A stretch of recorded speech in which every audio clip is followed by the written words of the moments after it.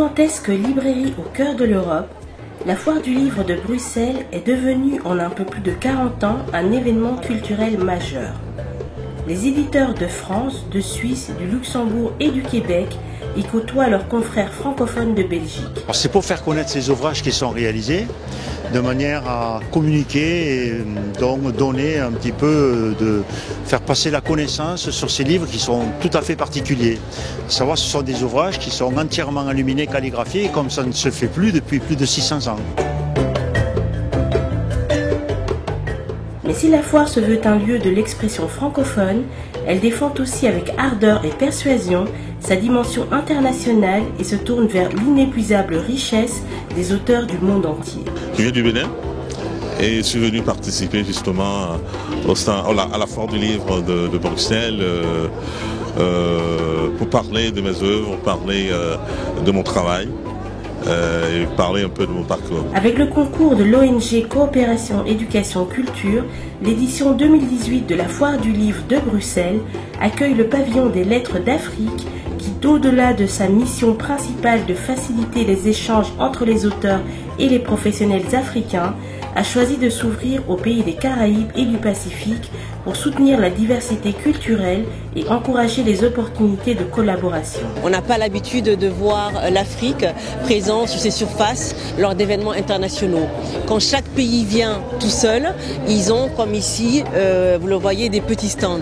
Le fait de fédérer, de rassembler plusieurs pays sur le même espace permet d'être présent de façon visible, de façon opérationnelle, et ça a été le cas. Donc le pavillon, c'est ça, c'est plus de pays, une plus grande surface, une plus grande visibilité et surtout aussi d'avoir pour accompagner ce concept un pays qu'on appelle le pays chef de file, le pays leader et qui est la Côte d'Ivoire. Donc par le biais du ministre de la Culture Maurice Kwaku Bandaman que je remercie infiniment et qui sans lui ce pavillon n'aurait pas pu grandir et poursuivre puisque c'est lui qui incite tous ses homologues africains à rejoindre le pavillon, à se mobiliser.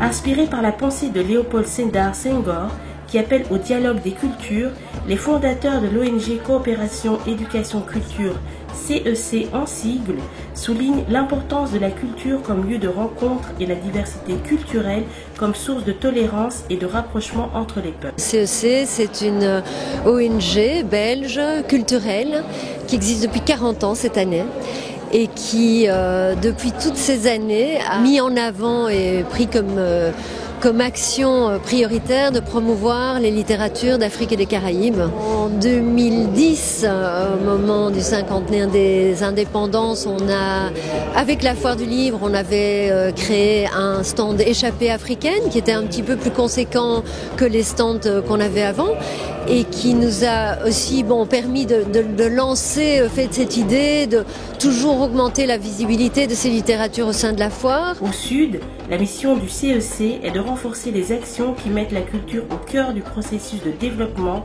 et plus particulièrement au sein des processus éducatifs. Dans le domaine vraiment des littératures et de la promotion des littératures, on a créé un réseau avec 3 autres partenaires qui sont situés au Rwanda, au Bénin et en Haïti. L'ITAFCAR, qui a pour vocation en fait de réunir des structures qui partagent en fait cette même mission, ce même objectif de promouvoir les littératures, mais alors chacun depuis sa région, sa sous-région. Un auteur africain doit-il se faire éditer en Occident pour se faire un nom à l'international? Les Africains en général ont pris vraiment goût à montrer un peu ce qui se passe chez eux, parce qu'avant ils étaient un peu en train d'imiter les auteurs européens. Mais maintenant, il me semble qu'ils ont commencé à trouver leur marque. Ils parlent des choses qui se passent chez eux. Et je crois que c'est ce qu'on attend d'eux. Mon dernier livre est intitulé Le Lance-Pierre de Porto-Novo. C'est un album qui est consacré aux enfants et qui parle de la ville de Porto-Novo, la ville dans laquelle je vis actuellement, en essayant de montrer un peu les difficultés que rencontrent les jeunes parce qu'ils n'ont pas de loisirs et sont obligés d'inventer leur propre jeu. C'est ainsi qu'ils s'amusent à lancer des lance-pierres, des pierres aux oiseaux. Et c'est là où la légende naît, à partir du moment où une pierre frappe un oiseau et il se trouve que l'oiseau tombe et à la place de l'oiseau, on retrouve une vieille dame. C'est également une occasion pour moi de faire un focus sur les personnes qui vivent seules, surtout les vieilles personnes qui sont dans nos pays considérées comme des sorciers ou des sorcières.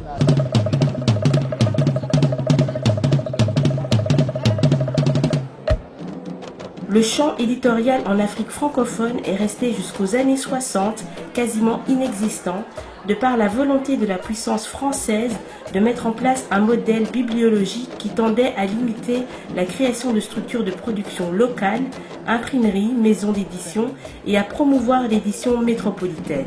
Pourtant, malgré les différentes indépendances, la donne n'a pas radicalement changé depuis 50 ans et l'édition africaine francophone, en dépit d'évolutions récentes notables, n'a toujours pas réussi à prendre son essor, à l'inverse de ce qui peut parfois être constaté dans la zone sous influence de la langue anglaise.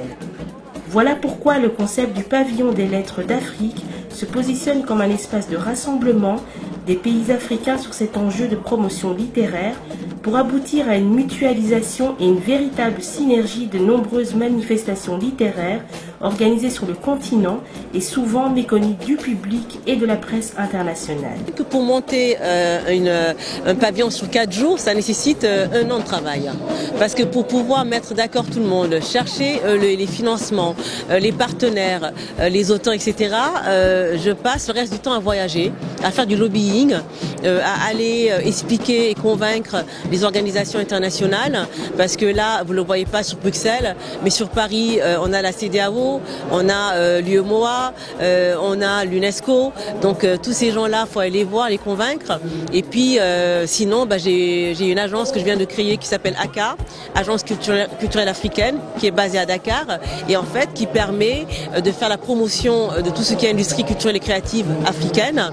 Donc voilà, donc je fais tout un travail de relations publiques, de communication, donc je peux vous dire que je m'ennuie pas, hein, je ne chôme pas du tout. Il s'agit également, grâce à la mobilisation des différentes structures étatiques et de mécènes privés, mettre en lumière aussi bien les jeunes talents, les auteurs résidant en Afrique, que les auteurs de renom. En Afrique surtout, ce qui est un peu problématique, qu'on puisse aider à ce que la diffusion du livre marche beaucoup mieux que ça ne l'est aujourd'hui. Et c'est d'ailleurs l'objet de certaines tables rondes qu'on organise, la journée professionnelle du livre à Paris, où on ne parle que de tout ce qui est diffusion, édition. Et c'est également la raison pour laquelle, sur le Salon du livre de Genève, lors de la journée dédiée à l'édition, les assises, le pavillon d'aide d'Afrique est partenaire pour la journée africaine le 25 avril pour parler des problématiques de l'édition et de la diffusion du livre en Afrique.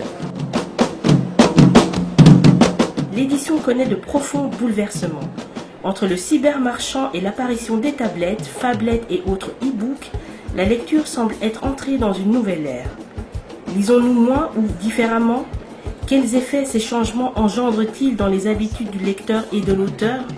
Le livre papier est-il condamné à disparaître au profit du numérique? Tout ce qui est de nouveau prend toujours sa place et il y a un engouement, forcément. Mais enfin, c'est le temps qui décidera et on pourra peut-être voir que la neige fondra très rapidement au soleil. Le papier restera ce qu'il est, puisque dans le papier, vous avez l'odeur, vous avez le plaisir du toucher, vous avez tous les sens sont développés à travers le papier. Puis ce qu'il y a de magique sur le papier, c'est que vous avez l'illustration, le style, l'imagination. C'est un véritable trésor. Avec ses 217 exposants, 1000 éditeurs représentés, 17 500 m² de surface d'exposition, 70 000 visiteurs, 320 rencontres et débats, 925 auteurs, la foire du livre de Bruxelles est devenue de véritables place to be en hiver, le point de rendez-vous des différents acteurs de la culture littéraire sous toutes leurs formes, allant des maisons d'édition les plus importantes en passant par les entreprises familiales, des jeunes écrivains aux auteurs les plus connus, de la bande dessinée à la science politique. Il y a des petits spectacles qui sont pas mal, donc je trouve que c'est bien.